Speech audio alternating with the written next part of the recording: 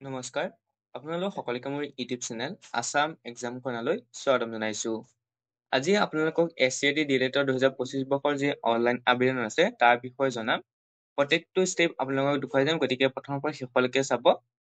আপোনালোকে অনলাইন আবেদন কৰিবৰ কাৰণে SCAT পেটৰ যিটো অফিচিয়েল ৱেবছাইট গুগলত চাৰ্চ কৰিব SCERT পেট বুলি।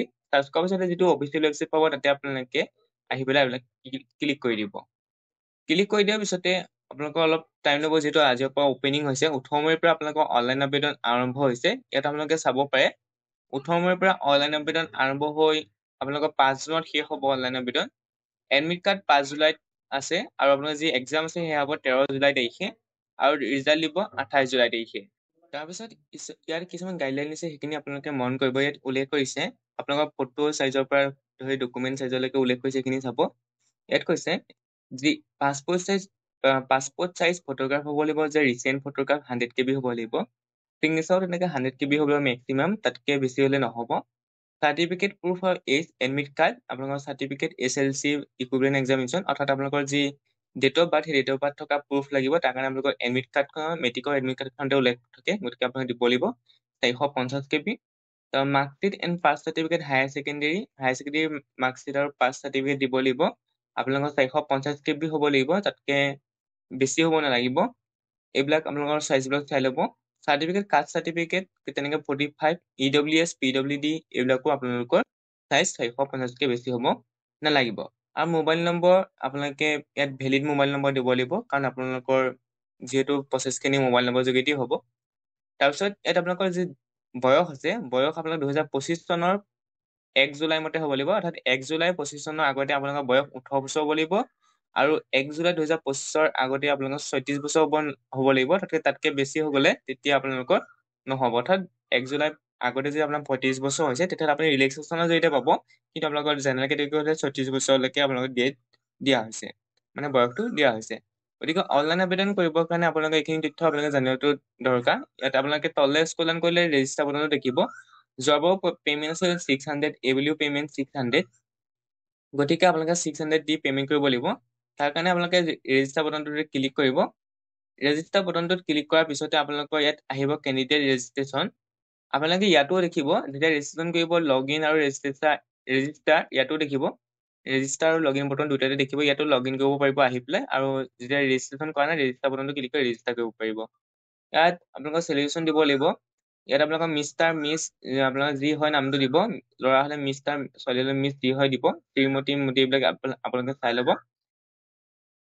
তাৰপিছত সেইবিলাক আপোনাৰ নেমটো, ফাৰ্ষ্ট নেমটো আপোনাৰ উল্লেখ কৰিব লাগিব, যিটো প্ৰথম নেম। যদি মাজৰ মিডল নেম আছে দিব পাৰে, নাথাকিলে আপোনাৰ লাষ্ট নেমত আপোনাৰ উপাধিটো উল্লেখ কৰিব। আপোনালোকৰ ক্লাছ 12ৰ চাৰ্টিফিকেটত যি নাম উল্লেখ হৈছে তেনেকৈ আপুনি উল্লেখ কৰিব লাগিব। ফাদাৰ নেম উল্লেখ কৰিব। ফাদাৰ নেমত আপোনালোকে মিষ্টাৰ, মিছ এইবিলাক উল্লেখ নকৰিব। অকল আপোনালোকৰ ফাদাৰ্ছ নেমটো উল্লেখ কৰিব। তেনেকৈ মাদাৰ নেমৰ ক্ষেত্ৰতো মিছ এইবোৰ নলগাব, আপোনালোকৰ চিলেকশ্যন নলগাব, খালী নামকেইটা উল্লেখ কৰিব। আপোনালোকৰ ডেট অফ বাৰ্থটো বহুত গুৰুত্বপূৰ্ণ। ডেট অফ বাৰ্থ আৰু মোবাইল নম্বৰ এই দুটা বহুত গুৰুত্বপূৰ্ণ, কাৰণ আপোনাৰ লগ ইনটো হয়তো ডেট অফ বাৰ্থ আৰু মোবাইল নম্বৰ যোগেদি হ'ব। গতিকে ডেট অফ বাৰ্থটো দিওঁতে এবাৰ ভালদৰে চাই ল'ব। ইয়াত কেটেগৰী চিলেক্ট কৰিব, মেল হ'লে মেল, ফিমেল হ'লে ফিমেল, এইখিনি উল্লেখ কৰিব আপোনালোকে। তাৰপিছত কেটেগৰীটো চিলেক্ট কৰিব, general, OBC, SC, ST, plain, ST hills, EWS। এই কেটেগৰীটা যদি চিলেক্ট কৰে আপোনালোকৰ যি ডকুমেণ্টছ আছে, সেই ডকুমেণ্ট যেতিয়া আপোনালোকৰ এডমিশ্যন হ'ব, অৰ্থাৎ কাউন্সেলিং হোৱাৰ পিছত যেতিয়া এডমিশ্যন ল'বলৈ যাব, তেতিয়া আপোনালোকে ডকুমেণ্টখিনি আপলোড কৰিব লাগিব, দিব লাগিব। ইয়াত কিন্তু আপোনালোকৰ এতিয়া প্ৰয়োজনীয় ডকুমেণ্ট হ'ব আপোনালোকৰ হায়াৰ ছেকেণ্ডেৰী মাৰ্কশ্বিটহে। গতিকে আপুনি OBC, SC হ'লে আপোনালোকৰ কাষ্ট চাৰ্টিফিকেট প্ৰয়োজন হ'ব। OBC কাৰণে NCL প্ৰয়োজন নাই, আপোনালোকৰ কাষ্ট চাৰ্টিফিকেট হ'লে হৈ যাব। কাষ্ট চাৰ্টিফিকেট হ'লে আপোনালোকে এপ্লাই কৰিব পাৰিব OBC কাৰণে, বা EWS বা ST হিলছ বা ST প্লেনৰ কাৰণে। ডেট অফ বাৰ্থটো ভালকৈ দিব ইয়াৰ পৰা চাই পেলাই। তাৰপিছত automatic date of birth calculation হৈ যাব। মই যে আপোনালোকক দেখুৱাওঁ ইয়াত, আপোনালোকক চাব ইয়াত এটা যদি মই ডেট অফ বাৰ্থ দেখুৱাওঁ 2004, ধৰি লওক মই আপোনাৰ ফেব্ৰুৱাৰী কিবা দেখুৱাইছোঁ, ইয়াত চাব ডেট অফ বাৰ্থটো অট'মেটিক কেলকুলেশ্যন হৈ যাব। দেখিছেনে, 21 বছৰ 4 days, অৰ্থাৎ আপোনালোকৰ 21 বছৰ হৈ গৈ মানে 18 বছৰতকৈ বেছি আছে। গতিকে আপোনালোকৰ সেইটো ডেট আপোনালোকে চাই ল'ব। যদি মই আপোনালোকৰ ডেট অফ বাৰ্থটো চেঞ্জিং কৰি দিওঁ, 7 চন কৰি দিওঁ, তেতিয়া আপোনালোকে চাব 18 বছৰ 4 মাহত 7 চনত, যিসকল ষ্টুডেণ্ট হয়তো 8 চনত জন্ম হৈছে তেওঁলোকে হয়তো এপ্লাই কৰিব নোৱাৰিব। এইটো 7লৈকেহে পাৰিব, 7লৈকে দিয়া আছে, গতিকে 7লৈকেহে পাৰিব। কোৱালিফিকেশ্যনটো আপুনি চাই ল'ব, SS পাছ এইটো উল্লেখ কৰিব।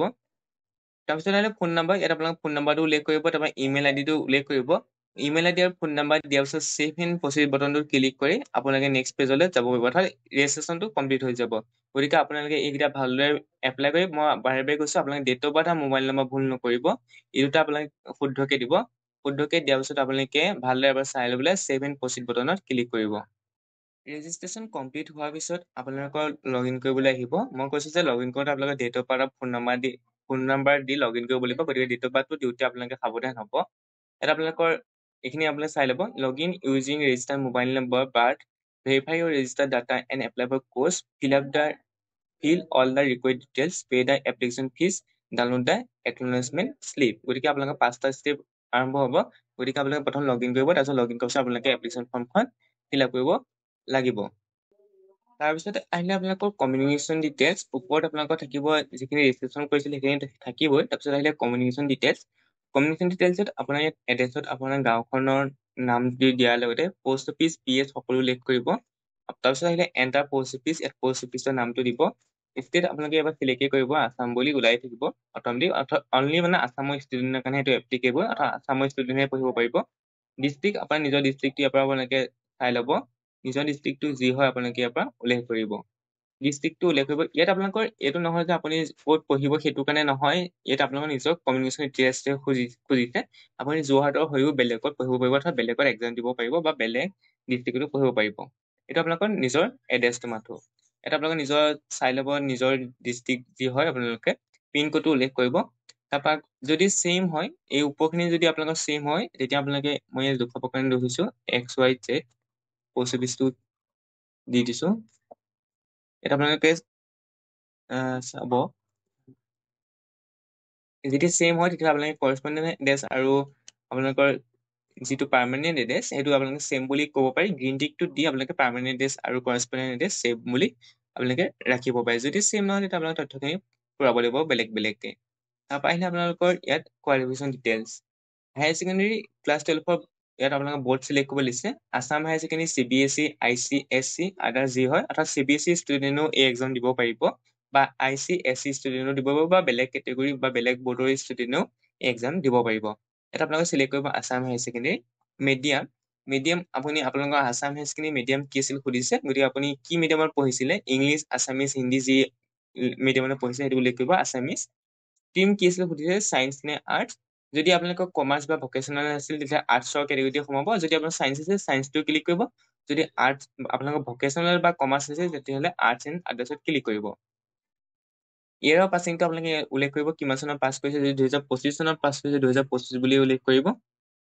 তাৰপিছত টোটেল মাৰ্কছ আপুনি কিমান পাইছে সুধিছে, excluding marks of the optional extra, অৰ্থাৎ 4th ছাবজেক্টৰ মাৰ্কছ আপোনালোকে ভৰাব নোৱাৰিব। সেই টোটেল মাৰ্কছো আপোনালোকৰ হ'ব 500 যদি আপোনালোকৰ আছাম হায়াৰ ছেকেণ্ডেৰী হয়। তাৰপৰা আপুনি যিমান মাৰ্কছ পাইছে সেইটো আপুনি উল্লেখ কৰিব। ইয়াত আপোনালোকৰ মাৰ্কছ আগতে মাৰ্কছৰ ওপৰত ডিপেণ্ড কৰি আপোনালোকৰ দিয়া আছে, কিন্তু এইবুলি আপোনালোকৰ মাৰ্কছৰ ওপৰত ডিপেণ্ড কৰি আপোনালোকৰ এই বুলি নহয়, 23 চনৰ পৰা আপোনালোকৰ মাৰ্কছৰ ওপৰত ডিপেণ্ড কৰি আপোনালোকৰ এই এক্সামৰ মেৰিট লিষ্ট প্ৰিপেৰেশ্যন নকৰা হ'ল। অনলি আপোনালোকৰ যি এণ্ট্ৰেন্সৰ মাৰ্কছ পাব তাৰ ওপৰত ভিত্তি কৰিহে আপোনালোকে যি মেৰিট লিষ্ট আছে সেই মেৰিট লিষ্ট প্ৰিপেৰেশ্যন কৰাব, অৰ্থাৎ এইচএছৰ মাৰ্কছ যোগ কৰা নহয়। তাৰপৰা আহিলে নিয়ম অফ দ্য এক্সামিনেশ্যন, এইটো আপোনালোকৰ একদম গুৰুত্বপূৰ্ণ, মই আপোনালোকক কৈ দিছোঁ এইখিনিতে। যিসকল কেণ্ডিডেটে ধৰি লওক আপুনি যোৰহাটৰ কেণ্ডিডেট কিন্তু পঢ়িব বিচাৰিছে গোলাঘাটত, তেতিয়া আপুনি ইয়াত এক্সাম চেণ্টাৰ গোলাঘাট বুলি চিলেক্ট কৰিব লাগিব। তেতিয়া আপুনি গোলাঘাটত থকা কলেজবোৰত পঢ়িব পাৰিব, কিন্তু আপুনি যোৰহাটত পঢ়িব নোৱাৰে। যদি ধৰি লওক আপুনি যোৰহাটৰ কেণ্ডিডেট যোৰহাটৰ এক্সাম চেণ্টাৰ চিলেক্ট কৰি দিলে, আপুনি পঢ়িব বিচাৰিছে গোলাঘাট ডিষ্ট্ৰিক্টত, কিন্তু আপুনি গোলাঘাট ডিষ্ট্ৰিক্টত পঢ়িব নোৱাৰে। যিটো এক্সাম চেণ্টাৰ চিলেক্ট কৰিব তাতে আপুনি পঢ়িবলৈ পাব। অৰ্থাৎ যি ডিষ্ট্ৰিক্টৰ ষ্টুডেণ্টে নহওক আপুনি বেলেগ বাহিৰৰ ডিষ্ট্ৰিক্টত হ'লেও ইয়াত আপোনালোকৰ যিটো এক্সামিনেশ্যন চেণ্টাৰ চিলেক্ট কৰিব তাতে আপোনালোকে পঢ়িব পাৰিব। ইয়ে কৈছে seats will be allotted to the selected candidate in the teacher education institute of the district in which the candidate choose the appear the pre-entry test। অৰ্থাৎ আপুনি যিটো ডিষ্ট্ৰিক্ট চুজ কৰিব তাতে আপুনি পঢ়িব পাৰিব, অৰ্থাৎ আপোনাৰ তাতে চিটটো দিয়া হ'ব। গতিকে আপুনি এইটো সাৱধান হ'ব, কোনটো ডিষ্ট্ৰিক্ট চিলেক্ট কৰিবটো আপুনি বাছি ল'ব। বৰপেটা, নগাঁও, কামৰূপ ডিষ্ট্ৰিক্টত বহুত আপোনালোকৰ ইনষ্টিটিউশ্যন আছে, অৰ্থাৎ কলেজ আছে, তাত চিট পোৱাটো সহজ হৈ পৰে, অৰ্থাৎ ল' কাট অফ যায় প্ৰত্যেক বছৰে। গতিকে আপোনালোকে তাতো এপ্লাই কৰিব পাৰে, যি ডিষ্ট্ৰিক্টৰে নহওক তাতো আপোনালোকে এপ্লাই কৰিব পাৰে বা তাতো এক্সাম দিবলৈ যাব লাগিব, খালি এক্সাম দিবলৈ তাত যাব লাগিব। তাৰপৰা আহিলে পাৰ্চন উইথ বেঞ্চ মাৰ্ক ডিচএবিলিটি, যদি হয় ইয়াত য়েছ ক'ব, নহ'লে আপোনালোকে নক'ব। এইখিনি দিয়াৰ পিছত আপোনালোকে এবাৰ ভালদৰে ওপৰৰ যিখন ফিল আপ কৰিলে এইখিনি এবাৰ ভালদৰে চাই ল'ব। যদি ঠিকে থাকে তেতিয়া আপোনালোকে ছাবমিট এণ্ড নেক্সট বুটনত ক্লিক কৰি পিছৰ ষ্টেপলৈ আপোনালোকে যাব পাৰিব। ইয়াত আপোনালোকৰ ছাকচেছফুলি বুলি দেখুৱাইছে। তাৰপিছত আহিলে আপোনালোকৰ ইয়াত আপোনালোকৰ আপলোড ইয়ৰ ফটো, অৰ্থাৎ আপলোড ইয়ৰ ফটো ইয়াত ডকুমেণ্ট কি দিব লাগিছে চাব।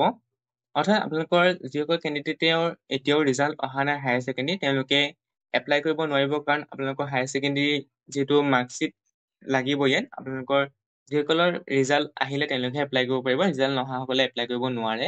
সেইকাৰণে আপোনালোকৰ ৰিজাল্ট অহালে ৰ'ব লাগিব, কাৰণ যিহেতু 5 জুনলৈকে দিছে, 5 জুনৰ আগত যেতিয়া আপোনাৰ ৰিজাল্টটো আহে তেতিয়া আপোনালোকে অনলাইন আবেদন কৰিব পাৰিব। হয়তো 5 জুনৰ পিছত এক্সটেণ্ড কৰিব পাৰে, যদি কিবা কোনোবা বৰ্ডৰ যদি ৰিজাল্ট নাহে তেতিয়াহ'লে আপোনালোকৰ 5 জুনৰ পিছত এক্সটেণ্ড কৰিব পাৰে ডেটটো। তথাপিও কিন্তু 5 জুনৰ আগত যেতিয়া যাৰ ৰিজাল্ট আহিব তেওঁলোকে এপ্লাই কৰিব পাৰিব, কাৰণ ইয়াত মাৰ্কশ্বিট আৰু চাৰ্টিফিকেট প্ৰয়োজন হ'ব। আপলোড ইয়ৰ ফটো, ইয়াত আপোনালোকে নিজৰ ৰিচেণ্ট পাছপোৰ্ট চাইজ ফটো দিব লাগিব। 100 KBতকৈ বেছি হ'ব নালাগিব। চিগনেচাৰ দিব লাগিব। ক্লাছ 10ৰ এডমিট কাৰ্ড দিব লাগিব, য'ত ডেট অফ বাৰ্থ মেনশ্যন কৰা আছে। হায়াৰ ছেকেণ্ডেৰী মাৰ্কশ্বিট দিব লাগিব। তাৰপৰা হায়াৰ ছেকেণ্ডেৰী কাষ্ট আপোনালোকৰ চাৰ্টিফিকেট দিব লাগিব। এইকেইটা আপোনালোকৰ ডকুমেণ্ট দিয়াৰ পাছতেই আপোনালোকৰ ফৰ্মখন হৈ যাব, অৰ্থাৎ কমপ্লিট হৈ যাব। ছাবমিট এণ্ড প্ৰিভিউ আহিব, অৰ্থাৎ আপুনি এই ডকুমেণ্টকেইটা দিয়াৰ পিছত ফৰ্মৰ আৰু কোনো ধৰণৰ ফিল আপ কৰিব নালাগে। এইকেইটা দিয়াৰ পিছত আপোনালোকৰ ফৰ্মখন ছাবমিট কৰিব পাৰিব। গতিকে এই বস্তুকেইটা দিওঁতে ডকুমেণ্টৰ ফটো দিওঁতে সাৱধান হ'ব, ফটোখন ওলোটাকে নিদিব, চিগনেচাৰ ওলোটাকে নিদিব, এইবিলাক ভালদৰে দিব। আৰু ক্লাছ 10ৰ যিটো আপোনালোক PDF দিবলৈ কৈছে হায়াৰ ছেকেণ্ডেৰী মাৰ্কশ্বিটো বেলেগ, আপোনালোকৰ চাৰ্টিফিকেটো বেলেগ। দিওঁতে ভালদৰে আপোনালোকে মোবাইলতে এপ্লাই কৰিব পাৰিব, যিহেতু আপুনি মোবাইলত ভাল মোবাইল কেমেৰাত মাৰিব, যাতে আপোনালোকে স্পষ্টকৈ দেখা পায়। গতিকে সেইখিনি ভালদৰে ফটো মাৰি আপোনালোকে আপলোড দিব। সেইখিনি দিয়াৰ পিছত ছাবমিট কৰি দিব। ছাবমিট প্ৰিভিউত ভালদৰে ফৰ্মখন এবাৰ প্ৰথম শেষলৈকে চাব। চোৱাৰ পিছত যিটো পে'মেণ্ট আছে 600, সেই 600 পে'মেণ্ট কৰি দিব। পে'মেণ্ট কৰাৰ পিছত আপোনাৰ এপ্লিকেশ্যন ফৰ্মখন ছাবমিট হৈ যাব, আৰু আপুনি এপ্লিকেশ্যন ফৰ্মখন ডাউনলোড কৰি ল'ব পাৰিব, অৰ্থাৎ একনলেজমেণ্টটো আপোনালোকে ডাউনলোড কৰি ল'ব পাৰিব লগ ইন কৰি। তাৰপিছত আপোনালোকে যি এক্সাম আছে এক্সাম দিব পাৰিব এডমিট কাৰ্ড অহাৰ পিছত। এইখিনি আছিলে SAT ডিলেটৰ অনলাইন প্ৰচেছটো। যদি ভিডিঅ চাই উপকৃত হয় লাইক, কমেণ্ট, শ্বেয়াৰ কৰিব, লগতে চেনেলটো ছাবস্ক্ৰাইব কৰি দিব। Thank U.